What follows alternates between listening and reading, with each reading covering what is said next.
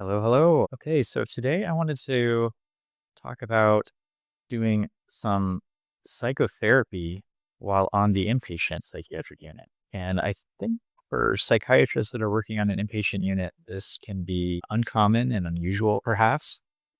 But I have found a way to do this fairly seamlessly with a method developed by David Burns, the author of the famous book, Feeling Good, and its sequel, Feeling Great.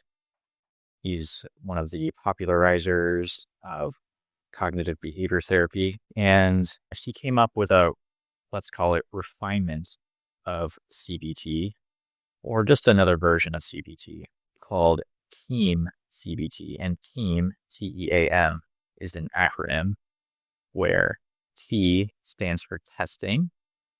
And that's basically where you're supposed to do some sort of pre-therapy measurements. So this could be a PHQ-9, GAD-7, your own unofficial 1 to 10 rating scale. Basically, you just want to kind of get a number, quantify where they're at with their symptoms or functioning or whatever it is you're focusing on prior to the therapy session. The E stands for empathy, and this is more like trying to make sense of how they're feeling and what they're feeling. So, for example, if someone says they're feeling really anxious, you try to figure out how that makes sense given their circumstances and what they believe about the world. The A is a little bit of a stretch, but it stands for assessment of resistance. This is where you try to identify why might they not want to let go of the perceptions or thoughts that are driving this emotion in a cognitive behavior framework. So in CBT, there's the conceptual framework that thoughts influence emotions, emotions bidirectionally influence thoughts, emotions influence behaviors, and behaviors both influence emotions and thoughts too. So there's an interconnection between thoughts, behaviors, and emotions. So the last part is the M, and that stands for methods. And that's where you try to intervene upon the pathological or distorted thought or perception. So I came up with a one-page worksheet that kind of condenses Team CBT down into a single page that you can do with a patient in about 10, 15 minutes, maybe 20 minutes at the most. So it's really straightforward to use on a busy inpatient unit. And this is not something that I do with everybody. I find an appropriate patient here and there that I think could benefit from it and that is, has enough insight to get value from it. And then I'll sit down and do that with them. An advantage of doing inpatient psychotherapy like this is with the right patient, not only do you help them get better, hopefully, but you can also get some value back from that too. You can use the 9833 CPT code and you can bill for that. You can bill for this service if you're spending, over 16 minutes doing therapy with them. And so it's a way for you to give more value to the patient, but also, be able to generate some more revenue for the hospital. All right, so let's get into this a little bit more in depth. So I've attached the worksheet that I developed. Again, I can't take credit for the methods themselves. That was developed by David Burns and his colleagues, but I put together a sort of condensed version of this in a worksheet that is available on my website, brandonbrownmd.com, at the post that's associated with this podcast episode. And it's broken down into 5 steps. So step 1, you want to identify the pain point. What is the dominant emotion that the patient is feeling? Is this patient depressed? So is their most painful emotion sadness? Is it shame? Is it guilt? Is it anger? Is it anxiety? Basically, try to pin down what the dominant emotion is. So for patients that are admitted for severe depression, maybe after a suicide attempt or something like that, most oftentimes this is going to be depression, sadness. If someone is admitted for a psychotic disorder and maybe this is toward the end of their stay, so they're getting better, they have some insight, they're sort of with it enough to participate in this. Maybe they're just more anxious, they're anxious about this condition that they're in. They're anxious about maybe some of the voices that they're still hearing. Okay, so step one, identify the dominant emotion, the pain point. And then in step two, you're going to do some baseline testing. So you could ask on a scale of 0 to 10, how strong is this feeling right now? And then paired with that, what thought keeps coming into their head related to this emotion? And secondarily, what would it mean if that thought were true? So let's just give a concrete example. Let's say someone is admitted for severe depression. Let's say it's a 32-year-old woman who has alcohol dependence and severe depression that started after her son died in an accidental situation. Okay. So their dominant emotion is sadness, depression. They're going to say that the severity or intensity of this emotion is 10 out of 10. Maybe the thought that keeps coming into their head is that they failed as a parent, that they don't deserve to live because they failed as a parent. Okay, that might be the thought that keeps kind of triggering their depression. And then what would it mean if this thought were true? Well, it would mean that they were a terrible person, that they could have done something that they didn't do, right? And then you ask, how much do you believe that this thought is true on a scale of 0 to 100%? And oftentimes they'll give you a high number. Oftentimes they'll give you 100%. I really believe this thought, or 90%. Okay. So again, this is all just kind of setting the stage, getting a sense of where they're at and trying to pin down the thought that is related to and hopefully the driving thought of the underlying dominant emotion. And then in step three, you're going to try to understand the function of that thought and the feeling. So you're going to ask, what makes sense about this feeling? What makes sense about feeling depressed or sad? So in this case, I might say something like, well, I think anybody who lost a child is going to feel sad. I mean, it makes total sense that you would be really depressed and try to sort of numb your emotions with alcohol. Then you're going to ask, what are some reasons you might want to hold on to this thought or feeling? Oftentimes these thoughts or feelings, they serve a short-term function. They get rid of pain in the short term at the expense of no progress or stagnation or worse outcomes down the line. So in this case, maybe the function of this thought and emotion for this patient might be that they don't feel like they deserve to be let off the hook, so to speak. They don't feel like they deserve to be happy since they, quote unquote, allowed their child to die. Maybe they would feel like it's not fair or that they were dishonoring their child if they were to let the depression go and if they were happy. Maybe they would have to face a lot of difficult situations if they let the depression go and stop self-medicating with alcohol. So, there could be a lot of things, but usually you're able to identify some kind of function that the negative emotion and thought that is feeding it are doing, at least in the short term. So once you've identified that one, and that part is basically corresponds to the assessment of the resistance. So one of the core innovations, if you will, of the team CBT approach over sort of vanilla CBT is the assessment of the resistance. It's this idea that there might be a reason why someone is resisting getting better, is resisting help, is resisting trying to change their negative thought patterns and emotions. I don't know if this was made explicit or not by David Burns, but it seems to have a close parallel to some of the psychodynamic concepts of resistance, oppression, and things like that. So in any case, I think it really does help in my experience, having used this approach, including this assessment of resistance, identifying the function, the resistance part, and then trying to move past that. Now, I will say that the acronym, the TEAM acronym, I don't find that to be terribly useful as a mnemonic. I have to forget what those means, but that's why I made my own little worksheet, and I will print it off and I will I will basically use it as a kind of script when I'm working with a patient. So I'm not giving the worksheet to the patient to fill out. I am keeping it and I'm using it as a script and filling it out for them. And then at the end, I will give it to them. All right. So that is still under step 3.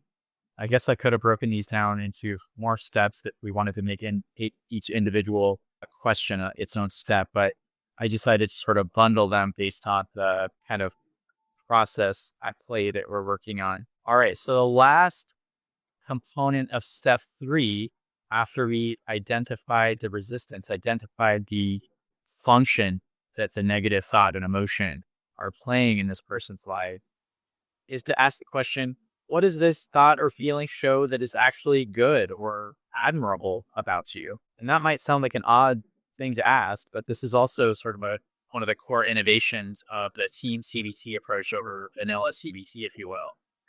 So in this patient's case, this 30-something-year-old woman with depression, alcohol dependence after her son died in an accidental situation, and now she's got a lot of guilt wrapped up in this, that she should have done something. She somehow let this happen, and she doesn't want to let herself off the hook, and she's got a lot of ruminations about this. So what does this show that is good about her? What does this show that is admirable about her? Now, I asked this to the patient, and oftentimes they, you know, they're not able to come up with something on their own. So I've got to sort of try to suggest it to them, maybe through some Socratic questioning, or if we're not getting anywhere, I will just try to think of some options for them. So in this case, I think it's pretty clear to identify what could be admirable about this person based on that. Like this person, this negative emotion, the depression and the negative thought that seems to drive it shows that they value being a good parent. It shows that they really love their son. It shows that they want to do better. Someone that didn't care about their son, someone that didn't want to be a good parent, someone that didn't want to get better as a parent, they wouldn't have these thoughts. They wouldn't be beating themselves up so much, right? They would just let it go and move on. But the fact that she feels this way and has these thoughts shows that she really is actually a good parent, even though she feels quite the opposite. It shows her true values, her good values. And oftentimes this step can be really surprising to patients because they are thinking exactly the opposite. They're thinking about how terrible they are, right? But we can really flip it on its head and show how these negative emotions and thoughts reveal what's good about them. Okay. So there's actually one more component to step 3, and that's after you have identified what is good about them from this thought and emotion, you ask, are you sure you still really want to change? After we just figured out what purpose this negative emotion and thought is doing for you, after we've identified what function it's serving and how it reveals what's actually good about you, are you sure you still really want to change? I mean, I could see all the ways in which it's kind of a stable equilibrium for you. I could see all the ways in which it's working for you, at least here in the short term. Are you sure you really want to change? And this is not just a rhetorical step. You really want to have the patient sort of think about this. And this is the step, at least in the sort of theory behind Team CBT, where they release the resistance. They make the decision that, yes, I have considered everything and I want to change. I'm not just here because somebody told me here. I'm not just here because I landed in a psych hospital and I'm having to do this, right? While they're making the decision. All right. So step 4 is where we actually get into the cognitive therapy component, the methods component, the M portion of the team acronym. And this is where you're going to draw from one of many possible cognitive therapy techniques. Okay. Now you could throw in some behavioral techniques here too, but most in the team CBT approach, most of them are cognitive techniques. I don't have time in my commute here to go over all of the possible techniques. Maybe I could do a part two if people are interested, but let me just kind of list some. There's identifying the distortion. So you may have heard this from kind of vanilla CBT stuff. So labeling the thought as a distortion, pointing out that this is a distortion of reality. For example, this is an example of fortune telling, or this is an example of black and white thinking or all or nothing thinking. Basically, the goal is to show that the thought is a trick. It's not the truth. It's a distortion of reality, that feelings are not fact. So another cognitive technique is examine the evidence. So list the evidence for and against the thought and try to form a more balanced alternative. So the thought is, in this example, I was a terrible parent. I'm a terrible person because I didn't protect my son from the accident that happened. And you could list the evidence for and against that. Well, you did all these other things that shows that you really are attentive to risk and trying to protect your kids. So a more balanced thought might be, well, for the most part, I did try to protect my children. I did try to take reasonable precautions, but I can't foresee every possible thing. And accidents happen or something like that. I'm just sort of making this up on the spot here because I'm recording these episodes mostly on my commute to and from work. So I don't have a ton of time to really think this through and prepare. Hopefully, if this catches on, I'll be able to turn this into a proper podcast with more preparation. And just pulling up into my driveway here. So let me try to wrap this up quickly. Okay, just a few other methods. You could use something called externalization of voices, which is basically like role play, where you as the therapist can voice the negative thought and the patient has the task of trying to argue back.